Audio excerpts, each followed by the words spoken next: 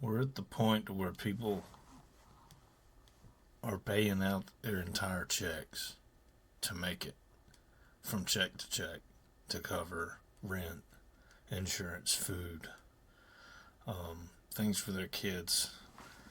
We're at the point where we're tapped out, and that's as a society. The middle class is depleting, and the the fact that we have so many people saying that they're struggling, that they can't even afford the basic necessities that are required. There is a reason. The closer we get to number one, Jesus coming back, but I want to point. I'm gonna read my Bible, but at the same time, I'm gonna put this one. There's a video up on this. I'm gonna put. Let's see. Sorry, I messed it up. Okay, let's get into this. Revelations, chapter number 6, verse number 6. And I heard a voice in the midst of the four beasts saying, a measure of wheat for a penny. Now think about that. A measure of wheat. That used to be basically like enough to make a loaf of bread. Okay. This is basically saying to feed a man it's gonna cost a day's pay. Because that's what they would make back in the day, was a penny. So a day's pay for food. And 3 measures of barley for a penny. And see, thou hurt not the oil and the wine. Amen. Amen. Amen.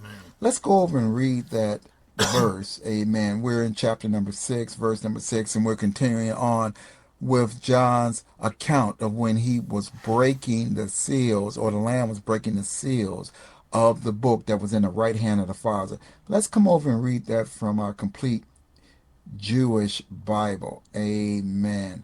Amen. Let's start with verse number 5 and read verse number 6. When he broke the third seal, I heard the third living being saying, Go. I looked, and there in front of me was a black horse, and its rider held in his hand a pair of scales. That's the important part right there. The pair of scales. And mine, obviously, it says balances, I believe. Yeah, balances in his hands.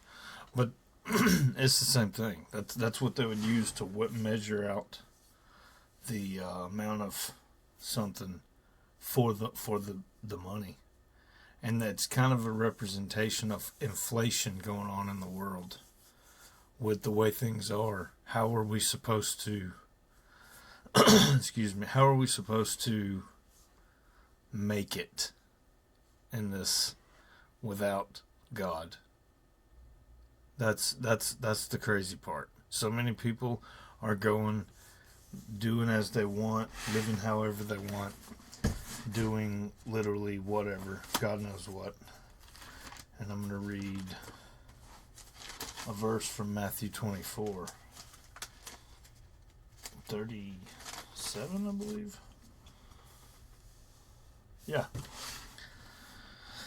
But as the days of Noah were, so shall also the coming of the Son of Man be. For in those days, this is 38, for in those days that were before the flood, they were eating and drinking, marrying and giving in marriage, until the day that Noah entered into the ark, and knew not until the flood came and took them all away. So shall also the coming of Son of Man be.